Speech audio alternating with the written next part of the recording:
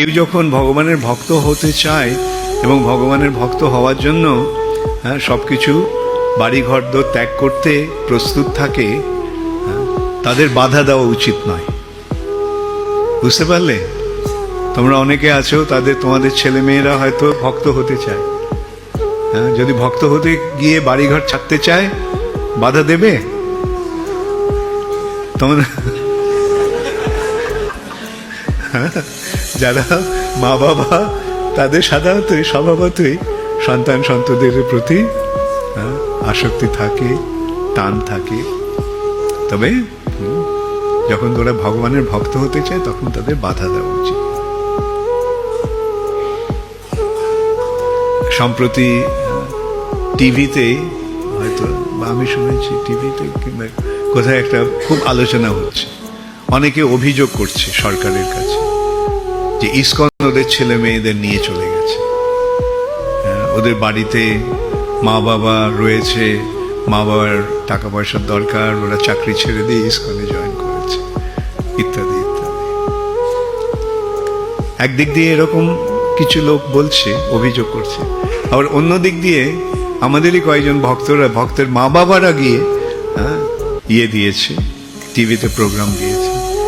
আমার খুব ভালো হয়েছে, আমার ছেলে ভক্ত হয়ে গেছে। আমরা তো দেখতে পাচ্ছি কত ছেলে নেশা করছে, বদমাইশি করছে, খারাপ হয়ে যাচ্ছে। বাড়িতে ভক্ত না হলেই যে বাবা মাকে দেখবে এমন তো নয়। আজকে কজন ছেলে মেয়ে বাবা মাকে দেখছে, ও বিয়ে করা পর্যন্ত হয়তো বাবা মাকে দেখছে।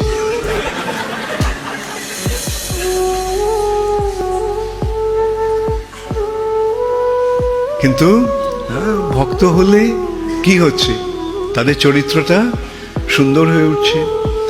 যে আমিষ আহার করে না, নেশা করে না, অবৈধ স্ত্রী সঙ্গ করে না, জুয়া পাশা খেলে না, তারা কি ভালো না খারাপ?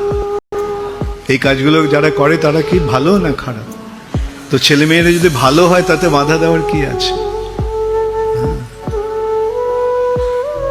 আর তারপরে তারা ভগবানের শরণ নিচ্ছে। ভগবানের শরণ নিলে কি হচ্ছে? বাবা মার পরলোকের পথটা সুগম হয়ে যাচ্ছে। আমি এইভাবে আমার বাবাকে বুঝিয়েছিলাম।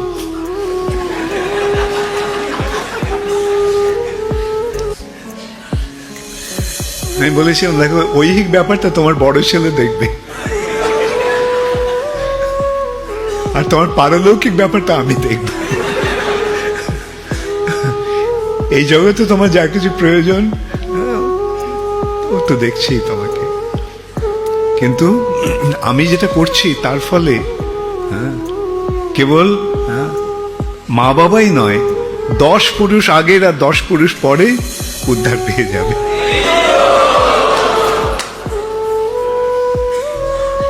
তো এই সমস্ত ব্যাপারগুলো বোঝা উচিত সকলের, এবং যারা বুঝতে পেরেছেন তারাই বুদ্ধিমান, তারাই বুদ্ধিমান। অতএব মনুষ্য জীবনের উদ্দেশ্যটা কি? মনুষ্য জীবনের উদ্দেশ্য হচ্ছে ভগবত ভক্তির পথ অবলম্বন করা। কেননা ভক্তির দ্বারাই ভগবানকে জানা যায়, ভগবানকে জানাই জীবনের উদ্দেশ্য। মনুষ্য জীবন পাওয়ার ফলে আমরা ভগবানকে জানার সুযোগ পাচ্ছি। অন্যান্য যদি জীবন আমরা পেতাম, ভগবানকে জানতে পারতাম না। একটা কুকুর বেড়াল প্রশ্ন করে ভগবান আছে কি নেই, একটা কুকুর বেড়াল প্রশ্ন করে আমি কে, আমার জীবনের উদ্দেশ্য কি। কিন্তু মানুষ করে, প্রতিটি মানুষই কোনো না কোনো সময় এই প্রশ্নটা তাদের মনে আসে যে আমি কে, আমার জীবনের উদ্দেশ্য কি, কেন আমি বেঁচে আছি। এবং নানা লোকের, নানা মানুষের নানা রকম বাসনা থাকে, প্রয়াস থাকে। অধিকাংশ লোকই মনে করে যে লেখাপড়া করে ভালো করে চাকরি করব, অনেক টাকা উপার্জন করব, এইভাবে অনেকের নানা রকম মনোবাসনা থাকে। কিন্তু প্রকৃত উদ্দেশ্যটা কি? যে নানা রকম পড়াশোনা করে ডিগ্রি লাভ করা, বা নানাভাবে নানা রকম অর্থ উপার্জন করা, যেন তেন প্রকারে না, ধন সম্পদ সঞ্চয় করা, অথবা অনেক উচ্চ পদ প্রাপ্ত হওয়া, ঠিক আছে, পিএইচডি ডিগ্রি হলো, কোটি কোটি টাকা হলো, রাজনীতি করে মিনিস্টার হলাম, কিন্তু মৃত্যুর সময় তার একটা কিছু নিয়ে যাওয়া যাবে? এই সম্বন্ধে গুরু নানকের একটা খুব সুন্দর দৃষ্টান্ত আছে। গুরু নানক একসময় এক অত্যন্ত ধনী ব্যক্তির গৃহে নিমন্ত্রিত হয়েছে। তো বিরাট প্রাসাদ, এবং তার বাড়ির সামনে অনেকগুলো ঝান্ডা, পতাকা। তো জিজ্ঞাসা করলি পতাকাগুলোর উদ্দেশ্যটা কি? না, যখন এর 1000 স্বর্ণ মুদ্রা সঞ্চয় হয় তখন একটা পতাকা ওঠে। মানে এই এতগুলো পতাকা নির্দেশ দিচ্ছে তার কত স্বর্ণ মুদ্রা আছে। খুব ভালো কথা। তো সেখান থেকে যখন বিদায় নিচ্ছেন নানক, গুরু নানক, তখন সেই গৃহের মালিককে সে একটা ছুঁচ দিল, বলে এটা আপনি একটু রাখবেন, আপনার কাছে গচ্ছিত রাখছি এই ছুঁচটা, উপযুক্ত সময় আমি এসে ছুঁচটা আপনার কাছ থেকে চেয়ে নেব। ও, আপনি কখন এই ছুঁচটা চাইবেন? পরবর্তী জীবনে।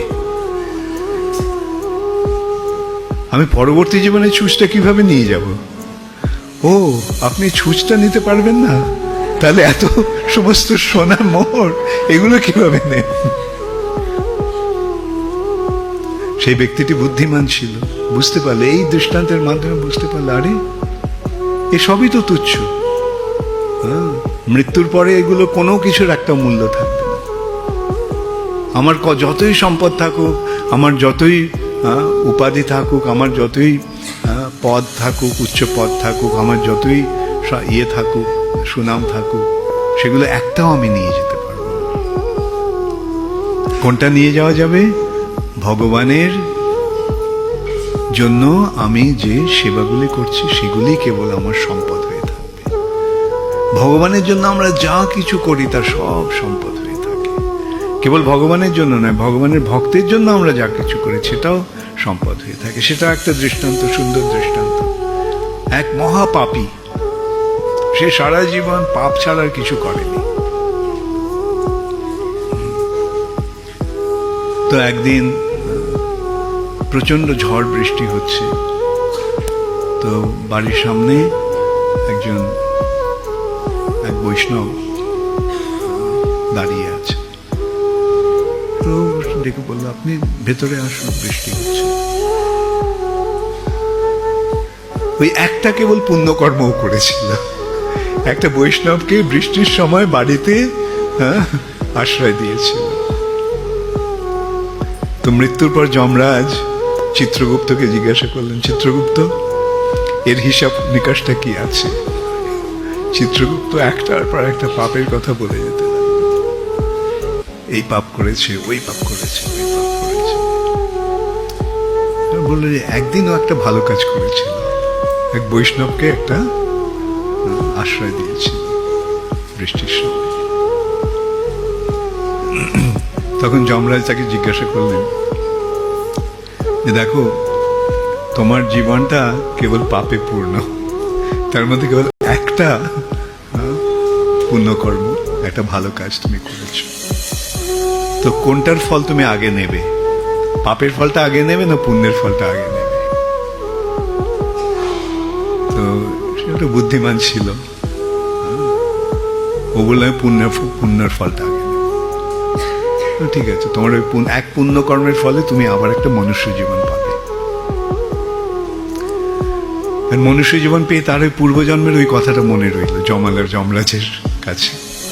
তখন ভাবলো, একটা বৈষ্ণবকে একটু আশ্রয় দিয়ে আমার যদি এই লাভ হয়, তাহলে এই জীবনটা আমি সারা জীবনটা বৈষ্ণব সেবায় লাগিয়ে দেব।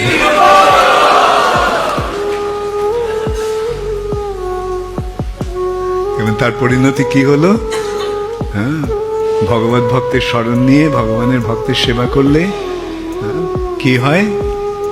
সমস্ত পাপ থেকে মুক্ত হয়ে যায় এবং ভগবত ধামে প্রবেশের সুযোগ লাভ হয়। ভক্তা মাম অভিজানাতি যাবান যশ্চাস্মিতা।